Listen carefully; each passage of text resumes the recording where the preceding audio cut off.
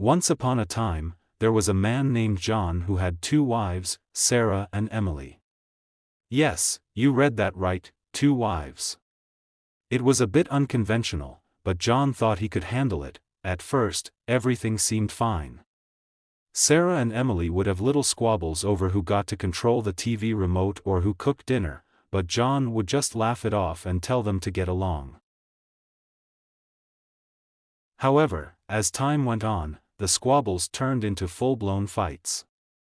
Sarah would accuse Emily of stealing her favorite scarf, and Emily would retaliate by hiding Sarah's favorite shoes. John would try to intervene, but it seemed like the more he tried to calm them down, the more they would gang up on him. They would both start yelling at him, telling him that he was the one who was always causing the problems. One day, John came home from work to find that Sarah and Emily had finally had enough of each other. They were standing in the living room, facing each other, with their arms crossed and their faces scowling, but just as John was about to try and calm them down, something unexpected happened. Sarah and Emily suddenly looked at each other, and then they both burst out laughing. From that day on, Sarah and Emily became the best of friends.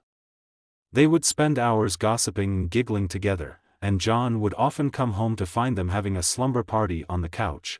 But as their friendship grew stronger, John found himself becoming the victim. They would gang up on him, teasing him mercilessly and playing pranks on him.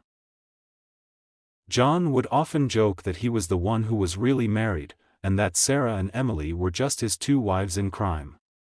And as he watched them laughing and joking together, he couldn't help but feel grateful to have two such wonderful women in his life, and that, my friend, is the story of how John's two wives became the best of friends, and how he became the victim of their playful teasing.